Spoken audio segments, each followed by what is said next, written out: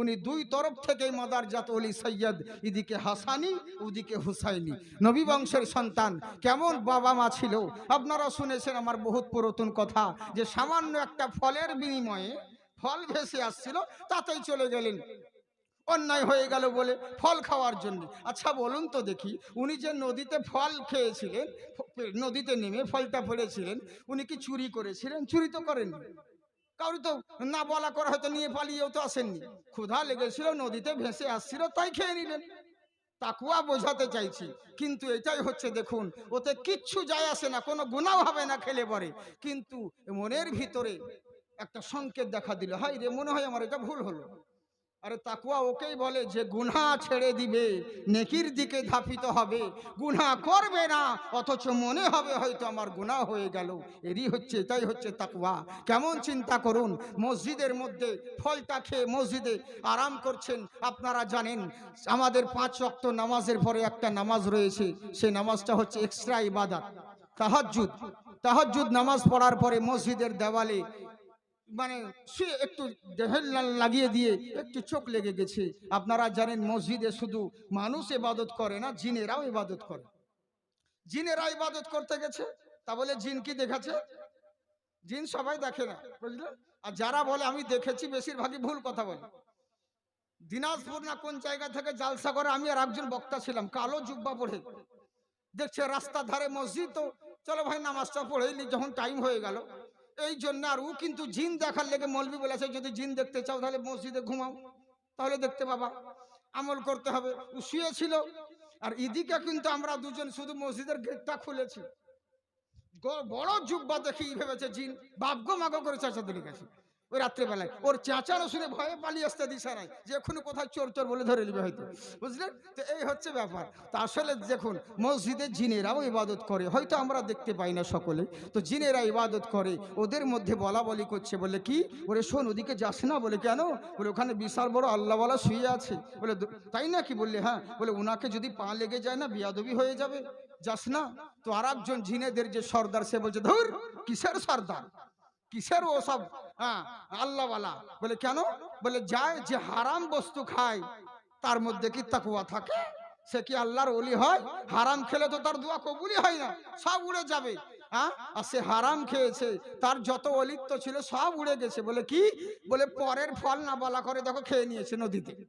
হ্যাঁ, আর ওই ছেলে অলি হবে, ওর সব যত অলি ছিল সব নষ্ট হয়ে গেছে, অলিত্ব। বাস চোখ খুলে গেল, হায় রে হায় কি করলো রে, আমি অন্যায় করে ফেলেছি, নফসের সঙ্গে জুলুম করেছি, অত্যাচার করেছি।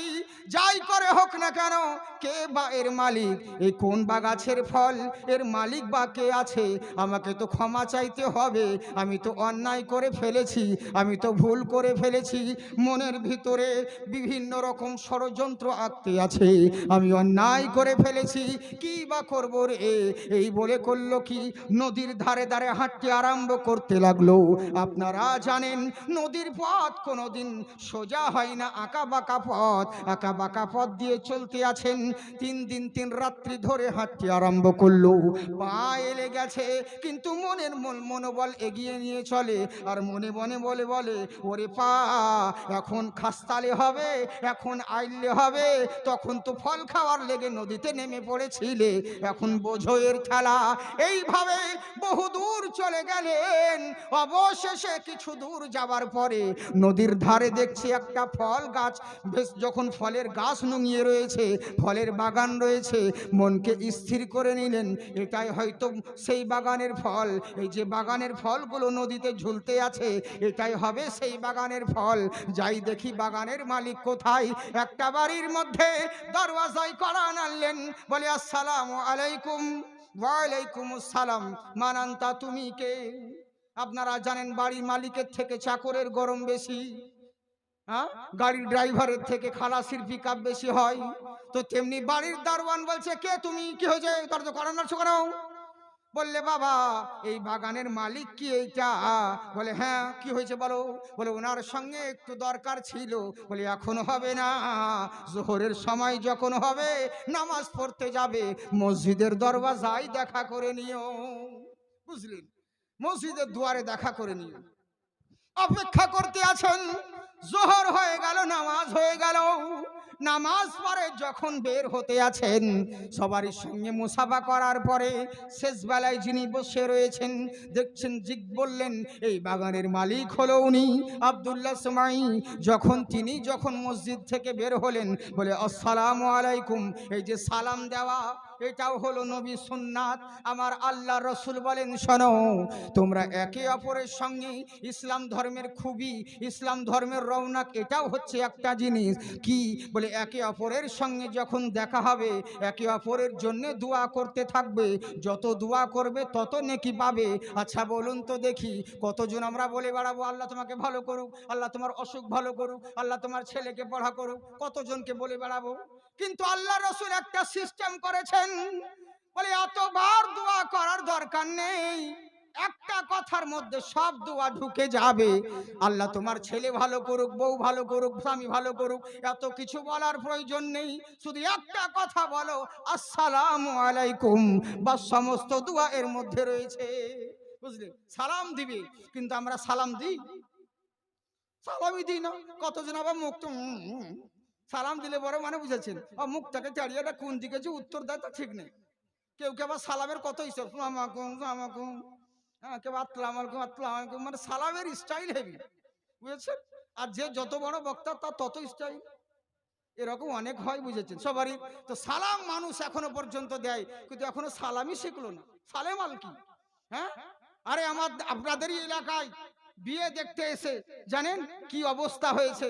একজনের ছেলেকে বউ দেখতে আসবে, শ্বশুর তরফের লোক। তো ছেলে বলেছে, ভাই আমাকে তো সবাই দেখতে আসবে বিয়ের জন্য, মেয়ের তরফের লোক আসবে, তো কি বলতে হয়? যাদের বিয়ে হয়েছে তাদেরকে জিজ্ঞাসা করছে, বুঝেছেন? তো এই হচ্ছে ব্যাপার। তো যেমন আমাদের জালসা কমিটি রাহুল ফাউল আরো যত ইত্যাদি ভাইরা আছে, সবই তো ইয়াং মনে হয়েছে, ওর বিয়ে হয়েছে কি হয়নি জানি না।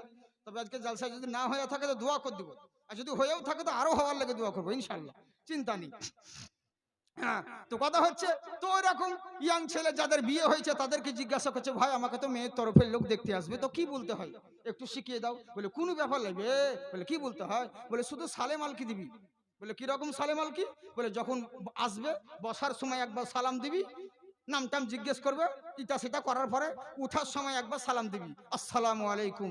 এই সালামটাকে 9 দিন ধরে মুখস্থ করে, 9 দিন ধরে মুখস্থ করে। যেই দিন ওকে মেয়ের তরফের লোক দেখতে এসেছে, সেই দিনকে সাজুন গুজুন করতে করতে সালাম ভুলে গেছে, সালাম ভুলে গেছে। কি বলতে হয়? এবার মেয়ের তরফের লোকেরা বসে আছে, হ্যাঁ, বললে এসো এসো, কি পয়সা ওদিকে দাও। হ্যাঁ, চাইলে যে দিতে হবে সেটা নয়, আসলে আমি কালেকশন বক্তা নই, বুঝলেন তো। এবার ধরেন আপনাদেরকে হয়তো লাস্টে বেলায় বলবো, যদি পারেন তো দিবেন, জোর জবরদস্তি কিছু নাই। আমি অত বিহায়াও লয় যে বারবার আপনাদেরকে চাইবো, দেন গো দেন গো, হয়তো 7-8 বার চাইবো। হ্যাঁ, তো যাই হোক, তো ইনশাল্লাহ অসুবিধে নেই। মা খালারা শোনো, তোমাদের জন্য দারুণ অফার আছে আজকে।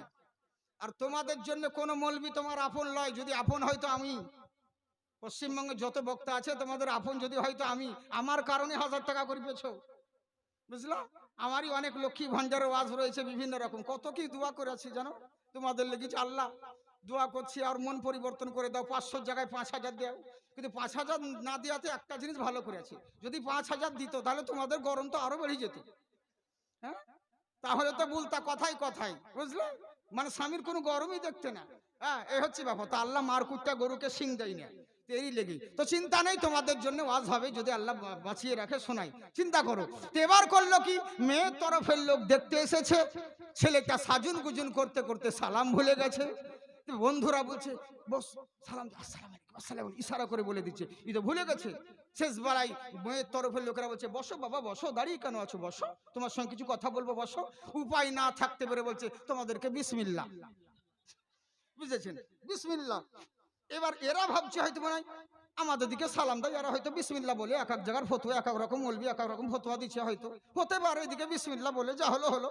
আসো বসো, নাম কি বাবা? অমুক। কি করো বাবা? এই। কতদূর পড়াশোনা করেছে? এই। ইনকাম কত করে? এই। যা জিজ্ঞাসা করা করে 200 টাকা হাতে ধরিয়ে বলছে, এবার উঠো বাবা, তোমার সঙ্গে আর দরকার নেই, তোমার বাবা মার সঙ্গে কথা বলবো, গার্জেনের সঙ্গে, তুমি উঠো।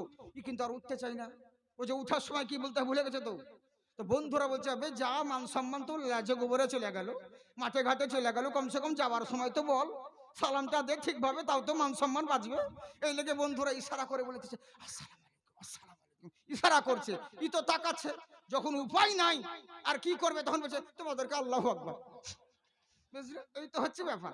এখন আমরা সালামি জানি না, সালামি শিখলাম না। অনেক মুসলমান এরকম আছে, বুঝলেন তো। এরই লেগে তো বলে দাড়ি মুন্ডवाए मुंह छुड़ाए औरत जैसी शक्ल बनाए तुम्हें क्या हो गया है, तुम्हें क्या हो गया है, राज शरीयत तुमको नभाए औरों की चलन निभाए तुम्हें क्या हो गया है, तुम्हें क्या हो गया है।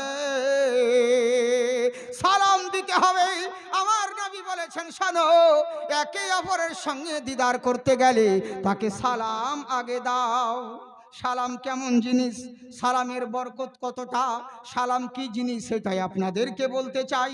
কেমন সালাম জেনে রাখুন। যতটুকু বলবো আর যত সময় বলবো খুব মূল্যবান কথা বলবো, বুঝলেন। আমি বসে থাকি না, চুপ করে লম্বা লম্বা বড় 3-4 বার দরুদও পড়াবো না, কোনো ব্যাপার নেই, টেনশন নেই, বুঝলেন। তবে যত কথা বলবো ইনশাল্লাহ খুব শিক্ষণীয় বিষয়ের কথা বলবো, কিন্তু অসুবিধে নেই। আপনারা সব বুঝতে পারছেন তো? হ্যাঁ, বাহ বাহ বাহ, একবার হাত উঠিয়ে বলেন আল্লাহু আকবার। হ্যাঁ, এখন সবাই উঠাচ্ছেন না। আবার ভোটের সময় আর এই লুঙ্গি তোলে বলবে ইনকলাব জিন্দাবাদ, বডি থাকবে মাথাবা। ওরকম করেন না সোনামুখী, আল্লাহ আপনাদেরকে খুব ভালো রেখেছে গো। আপনারা খুব ভালো মানুষ, সত্যি আপনার এলাকার মানুষ খুবই ভালো মানুষ। আর আমরা কেনই বা ভালো হব না, আমরা তো আশরাফুল মখলুকাত, আমরা সর্বশ্রেষ্ঠ মানুষ, শুধু জুতো চুরি করি তাই, বাকি আমরা তো ভালো। এই হচ্ছে ব্যাপার। তো মন দিয়ে শুনেন তাহলে হবে। আল্লাহর রাসূল বলেন সালাম দিবেই একে অপরের সঙ্গে দিদার করতে গেলে। পুরাতন জামানায় আপনারা জানেন বাড়ির লোকে কর্মচারী রাখতে হতো, কাজকর্মের জন্য দাসী রাখতো। আহারে মক্কা নগরে করলো তাকি দাসী রেখেছে। এক বয়স্ক মহিলা পরের বাড়িতে কাজ করে, কর্ম করে বেতন পায়, পরের গোলামি করে। ওই বয়স্ক মহিলা 2 দিরহাম তার মালিক দিয়েছিল, বলে এই 2 দিরহাম নিয়ে একটা দিরহামে জও কিনবে, আর আরেকটা দিরহামে ওই জও পিষে নিয়ে আটা নিয়ে বাড়ি আসবে। এই 2 দিরহাম দিয়েছিল বয়স্ক মহিলাকে। মহিলা করেছে কি, রাস্তায় যেতে যেতে 2 দিরহাম হারিয়ে ফেলেছে, হারিয়ে দিয়েছে। কি করবে, খুঁজতে লাগলো। হ্যাঁ, যখন হারিয়ে গেছে খোঁজাখুঁজি করছে। আমার নবী মুস্তাফা বললেন শোনো, এই বুড়ি মহিলা কিসের জন্য কান্না করো আর কিসের জন্য খোঁজাখুঁজি করো? বলে হুজুর আর বলবেন না। বলে কি হয়েছে? আমার মালিক আমাকে 2 দিরহাম দিয়েছিল জও কেনার জন্য, আটা নিয়ে যাওয়ার জন্য। এখন হুজুর 2 দিরহাম আমি হারিয়ে ফেলেছি, কি করব বলুন? আমার নবী মুচকি হেসে বললেন তাই নাকি? বললে হ্যাঁ। বলে চিন্তা করো না, তোমাকে কান্না করতে হবে না। আমি নিজের পকেট থেকে নবী মুস্তাফা আমার 2 দিরহাম বের করে বুড়ি মহিলার হাতে দিলেন। বলে এই নাও এই 2 দিরহাম, যাও গিয়ে যাও কিনে আটা পেশাই করে তোমার মালিকের বাড়িতে পৌঁছে যাও। তোমাকে আর চিন্তিত হবে না, তোমার আর প্রবলেম হবে না। যেমন টাকা দেওয়া, বুড়ি মহিলা আরো কান্না করতে লাগলো। বলে কিসের জন্য কান্না করো? বলে হুজুর আর বলবেন না। বলে কি হয়েছে গো? বলে আপনি তো 2 দিরহাম দিলেন, সেই তো ঘুরিয়ে একই ব্যাপার হয়ে গেল। 2 দিরহাম দিলেন, এই দিরহামে আমি জও কিনবো, আটা নেব, পেশাই করব, বাড়ি যেতেই তো আমার সন্ধে হয়ে যাবে। কি করব? সেই ঘুরিয়ে তো একই সময় হয়ে গেল, এমনিতে তো দুপুর হয়ে গেছে। আমার মালিক কিন্তু খুবই কড়া, আমি যাওয়ার পরে বলবে এতটা সময় কোথায় ছিলি? না আমার ঘর বাদ দিয়ে অন্য জনের কাজ করতে গেছিলি। আমাকে তো বকুনি দিবে, আমাকে তো তখন উল্টো পাল্টা কথা বলবে, আমাকে ধমক দিবে। আমি কি করব? সেই তো ঘুরে একই ব্যাপার। পয়সা দিলেও যেই কষ্ট, পয়সা না দিলেও সেই কষ্ট। আমার নবী মুস্তাফা বললেন শোনো, তুমি চিন্তিত হয়ো না, আমি নবী বলতে আছি, তোমার কোনো প্রবলেম হবে না। চলো আমি তোমার সঙ্গে যাব, তাহলে তোমার মালিক যেন কিছু না বলে। তোমার মালিক যখন জিজ্ঞাসা করবে আমি তখন বলবো এই তোমার ভাঁদিকে বকিও না, ওর সময়টা আমি ওকে ঘিরে রেখেছিলাম। বুঝলে কেমন নবী? চিন্তা করুন, রহমতুল লিল আলামিন, দয়ার নবী মুস্তাফা বলেন চলো। ওই বুড়ি মহিলা যাও কিনে আটা পেশাই করে, আমার নবী মুস্তাফা বলছেন তুমি আগে আগে চলো, আর তোমার যাও আটা নিয়ে আমি তোমার পিছন পিছন যাচ্ছি। সুবহানাল্লাহ বলি। এটাই হচ্ছে কিরদার, ব্যবহার। বুঝলেন? শুধু ওয়াজ করে গেলাম, চলে গেলাম, হ্যাঁ, তারপরে মানুষ সালাম করলে তাকে ভ্যালু দিলাম না, এটা জরুরি নয়। বিশাল বড় মাস্টার হয়েছেন, বিশাল বড় ডাক্তার হয়েছেন, ব্যারিস্টার হয়েছেন, এই বলে মানুষকে মানুষ মনে করছেন না। মেম্বার হয়েছেন, নেতা হয়েছেন, এই জন্য ঠিক মতন সালামের উত্তর পর্যন্ত দেন না। নিজের ইমামকেও চিনেন না, নিজের গ্রামের গরিব ভাইদেরকেও চিনেন না। একটা কথা জেনে রাখবেন, আপনাকে ইজ্জতদার বানানেওয়ালাও হচ্ছে আল্লাহ, যে গরিবকে বানিয়েছেন সেটাও হচ্ছে আল্লাহ। ইজ্জত জিল্লতের মালিক হলো আল্লাহ। যে আল্লাহ আপনাকে মসনদে বসিয়েছে, ওই আল্লাহ চাইলে মুহূর্তে মধ্যে ওই মসনদ থেকে ভিখারির কৌটা হাতে ধরাতে পারে। বুঝলেন, সবই আল্লাহর হাতে। ইন্নাকা আলা কুল্লি শাইইন কদির, এই বলে নিজের অর্থের গরম দেখায়ও না। ব্যবহার তোমার আখলাক যদি ভালো থাকে তাহলে জেনে রাখবে তোমার সব ভালো। তোমার আখলাক, তোমার ব্যবহার যদি ভালো থাকে তোমার ডাকে সবাই সাড়া দিবে। আর তোমার যদি আখলাক না থাকে তাহলে তুমি যতই ডাকো কেউ তোমার কাছে আসবে না। কেমন নবীর ব্যবহার চিন্তা করুন। বুড়ি মা আগে যাচ্ছে আর তার মালগুলোকে নিয়ে নবী আমার পিছন পিছন যাচ্ছে। আহারে, পিছন পিছন যাওয়ার পরে যখন অনেক দূর চলে গেছেন, যাওয়ার পরে দেখতে আছে কি, বুড়ি মহিলা বলছে, হুজুর ওই দেখুন ওইটা হলো আমার মালিকের বাড়ি, আমি ওই মালিকের বাড়িতে কাজ করি। বলে তাই নাকি? বললে হ্যাঁ, আমার নবীর নজর দেখতে ছিল ওই ঘরের ভিতরে আমারই গোলাম রয়েছে। এবার আমার নবী করলেন কি, বাড়ির দরওয়াজার কাছে ডাক দিলেন, আসসালামু আলাইকুম, সালাম দিলেন, কিন্তু দরওয়াজা খুললো না। দরওয়াজা খুললো না। এটাও আমার নবী শিক্ষা দিলেন, ওগো জগৎবাসী শোনো, ও আমার উম্মতেরা, যখন কাউরির বাড়ি প্রবেশ করবে আগে সালাম দিয়ে প্রবেশ করো। ওই বাইরে থেকে বলিও না ভাবি আছে গো, হ্যাঁ দুবাই থেকে বলে না, এ কুদ্দুস ভাই, এ ভাবি কুদ্দুস ভাই আছে গো, এইবারে বাহির থাকি, বিশাল ব্যাপার। বুঝলেন, আর ভাবিয়ে বলছেন না ভাই ছিল ওখানে চলে গেল, সেখানে সেখানে চা খাবা তারপর যাবা। বুঝলি, এই হচ্ছে ব্যাপার। হ্যাঁ, কিন্তু এরকম নিয়ম নয়, আগে সালাম দাও। বাড়িতে ঢোকার পূর্বে তুমি একজন মুসলমান, বুঝেছেন? সালাম দিলেন, আসসালামু আলাইকুম, উত্তর এলো না। দ্বিতীয়বার নবী আমার সালাম দিলেন, দ্বিতীয়বার জবাব এলো না। তৃতীয়বার আমার নবী মুস্তাফা আবার যখন ডাক দিলেন, সালাম দিলেন, আসসালামু আলাইকুম। যেমন সালাম দেওয়া সঙ্গে সঙ্গে দরওয়াজাও খুলে গেল, সালামের উত্তরও মিলে গেল। একবার সুবহানাল্লাহ বলো। হ্যাঁ, এবার যখন বেরিয়ে এলেন সঙ্গে সঙ্গে বলছে, হুজুর কদম মুবারাকে পড়ে, ইয়া রাসূলুল্লাহ, ইয়া হাবিবাল্লাহ, নবী গো, ফিদাকা বিয়া উম্মি, আপনার পদতলে আমার পিতা মাতা কুরবান হয়ে যাক, আজকে আপনি আমার বাড়ির দরওয়াজায়, আমি কিনা সৌভাগ্যবান। ওরে প্রত্যেক মানুষ চাই নবী মুস্তাফার রাস্তা দিয়ে যদি হেঁটে যায়, ওই ধুলো, পায়ের ধুলো হাওয়ার মধ্যে উড়ে যদি আমার বাড়িতে প্রবেশ করে, আমি ধন্য হয়ে যাব। সবারই মনে এটাই ইচ্ছে জাগে, কিন্তু আমার কি নসিব, আমার কি ভাগ্য ভালো, ওরে যেই নবীর ধুলোর জন্য সবাই লালায়িত থাকে, আর সেই নবী এসেছে আমার দরওয়াজাতে। সুবহানাল্লাহ বলে, কত বড় আমি ভাগ্যবান। বলে ঠিক আছে, আগে প্রথম কথা শোনো। বলে কি? বলে তোমাকে প্রথমবারে সালাম দিলাম, উত্তর কেন দিলে না? দ্বিতীয়বার সালাম দিলাম, দ্বিতীয়বারও উত্তর দিলে না, অথচ বাড়ির মধ্যে তুমি ছিলে, তুমি কি শুনতে পাওনি?